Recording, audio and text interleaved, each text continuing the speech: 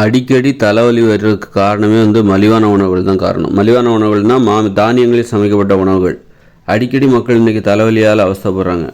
அப்படின்னா அது காரணம் அரிசி கோதுமையினால் செய்யப்பட்ட உணவுகள். அது இட்லி, பூரி, பொங்கல், தோசை, பிரியாணி, பழைய சாதம், பேக்கரி உணவுகள், மைதாவினால் செய்யப்பட்ட உணவுகள், பப்ஸு, சமோசா, பஜ்ஜி, இந்த மாதிரி நூடுல்ஸு, ஐஸ்கிரீமு, மாமிச உணவுகள், மீன் உணவுகள், இந்த மாதிரி இயற்கையால் அனுமதிக்கப்படாத உணவுகள், மனித உயிர்கள் உண்பதற்கு இயற்கையால் அனுமதிக்கப்படாத உணவுகள். இதெல்லாம் இந்த உணவுகளை சாப்பிட்றதுனால தான் உப்பு போட்டு சமைச்சு சாப்பிட்ற அந்த வழக்கம். இதெல்லாம் சேர்ந்து தான் நமக்கு அடிக்கடி தலைவலி வர்றதுக்கே காரணம். அதனால் இதை தலைவலி பற்றின பயமே இல்லாமல் போகணுமா, நீங்கள் உப்பு போட்டு கூட சமைச்சு சாப்பிடுங்க. ஆனால் அதை நான் சொல்கிற உணவு சாப்பிட்டிங்கன்னா உங்களுக்கு தலைவலியே வராது. என்னென்னா இந்த காய்கறி பொரியல், காய்கறி கூட்டு, கீரை பொரியல், கீரை கூட்டு, வேக வைக்கப்பட்ட கிழங்கு, அதில் பச்சை கிழங்கு, பழங்கள், அப்புறம் பயறு வகைகள், பருப்பு வகைகள், கடலைகள், தேன், மோர், பால், மோர், தயிர், நெய், இதை மட்டும் சாப்பிடுங்க. தலைவலியே வராது. தலைவலியை பற்றின பயமே உங்களுக்கு இல்லாமல் போயிடும். இந்த மாதிரி தானிய உணவுகளை சாப்பிட்றதுனாலும் சரி, மாமிசம், இந்த மீன் உணவுகளை சாப்பிட்றது இயற்கை நமக்கு அனுமதி கொடுக்கல. இந்த உணவுலாம் நீங்கள் சாப்பிடக்கூடாதுன்னு சொல்லியிருக்காங்க. அப்படின்னா அதை நம்ம சாப்பிட்றம்போது உடம்பு பயங்கரமாக சூடாகும். சரியான சூடு. உடலோட வெப்பநிலையை பல மடங்கு அதிகரிக்கும். மூளையோட வெப்பநிலையும் அதிகரிக்கும். அதில் தான் தலைவலி வருது. உடம்புக்கு வேலை அதிகமாக போகுது. நரம்புகளால் இந்த அதிகப்படியான வலிமை வேறு. அப்போ நரம்புகளால் இந்த வலிமையை தாங்கிக்க முடியாது. அளவுக்கு அதிகமான ஊக்க மருந்து. இதெல்லாம் நம்ம உண்ணுகிற இந்த இட்லி, பூரி, பொங்கல், தோசை, இதெல்லாம் ஊக்க மருந்து. இந்த உணவுகளை சாப்பிட்டிங்கன்னா கண்டிப்பாக உடனே தலைவலி அடிக்கடி வரும். உடல் பருமன் அதிகமாகும், வேலை அதிகமாகும், நிறைய வேற சாப்பிட தோணும், அளவுக்கு அதிகமாக சாப்பிட தோணும். இந்த இட்லி, பூரி, பொங்கல், தானிய உணவுகளை சாப்பிடும்போது, மாமிச உணவுகளை சாப்பிடும்போது நிறைய சாப்பிட்டுட்டே இருக்குன்னு தோணும். நிறைய வேலை, வயிறே வலிக்கும். அதாவது ஒரு வேலை செஞ்சால் கை கால் வலிக்கிற மாதிரி நிறைய சாப்பிடும்போது, நிறைய வேலை செய்யும்போது சில டைமில் பார்த்திங்கன்னா ஒரு கொட்டாய் விடும்போது வயிறு வலிக்கும், உள்பகுதியெல்லாம் வலிக்கும். அந்தளவுக்கு அதில் வேலை அதிகமாக நிறைய நடக்குதுன்னு அர்த்தம். பரோட்டா, அது இது, பிரியாணி, அது இதுன்னு நிறைய சாப்பிட்றது. நிறைய இந்த உணவுகளை சாப்பிட்டா வலிமை வேறு அதிகரிக்கும், பயங்கரமாக வலிமை வரும். அப்புறம் நிறைய வேறு சாப்பிட்றாங்க, பசியே இல்லாமல் சாப்பிட்றாங்க, ஆசைக்காக சாப்பிட்டுக்கிட்டே இருக்காங்க. பசிக்கும் ஆசைக்கும் சம்மந்தமே இல்லைங்கிற மாதிரி சாப்பிட்டுட்ருக்காங்க. அது தலைவலியை உண்டு பண்ணுது. ஓவராக வேலை கொடுத்தா தலைக்கு வலிக்காமல் என்ன செய்யும்? என்னடா இப்படி சாப்பிட்டுட்ருக்காங்க மக்கள் அப்படின்னு சொல்லிட்டு தலைக்கு வலியே வந்துடுது, உடம்பு வலி. அந்த ரொம்ப மோசமான உணவு.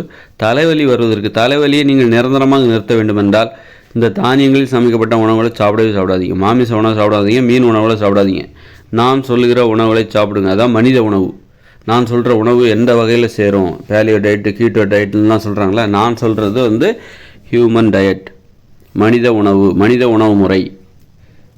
அந்த உணவுகளை இயந்திர அறிவியல் உலக மனித உணவு முறை அப்படின்னு சொல்லலாம். ஏன்னா உப்பு போட்டு சமைச்சு சாப்பிடலான்னு நான் சொல்கிறேன். ஆனால் தானியங்களை சாப்பிடாதீங்க, மாமிசங்களும் சாப்பிடாதீங்க, மீன் சாப்பிடாதீங்க. காய்கறி பொரியல், காய்கறி கூட்டு, கீரை பொரியல், கீரை கூட்டு, அப்புறம் பழங்கள், பயிர் வகைகள், பருப்பு வகைகள், கடலைகள், கிழங்குகள், இதை சாப்பிடுங்க. இதுதான் இயந்திர அறிவியல் உலக மனித உணவு முறை என்று அதன் பொருள். அப்புறம் இன்னும் 20 வருஷம் கழித்து தற்போதுள்ள இயந்திர அறிவியல் உலகம் செயலிழந்துடும். அதன் பிறகு இயற்கையோடு இணைந்த மனித வாழ்க்கை ஆரம்பிச்சிடும். அங்கே உங்களுக்கு உப்பு கிடைக்காது. ஏன்னா வாகனங்கள் கிடைக்காது, வாகனங்கள் இருக்காது, பணத்துக்கு மதிப்பு கிடையாது, தொழிற்சாலைகள் இல்லாமல் போயிடும்.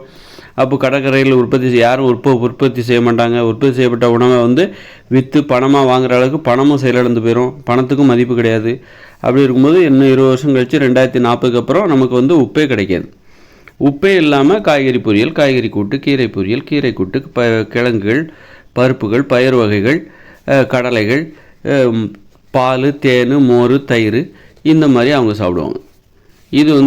இதுதான் மனித உணவு முறை. உப்பு இல்லாத அந்த மனித உணவு, அதுதான் கடைசி, அதான் நமக்கு நிரந்தரமான மனித உணவு. தற்போது நாம் இயந்திர அறிவியல் உலகில் வாழ்ந்திருக்கிறோம் என்பதால் உப்பு போட்டு சமைச்சு சாப்பிட்றது தவிர்க்க முடியாத ஒன்று.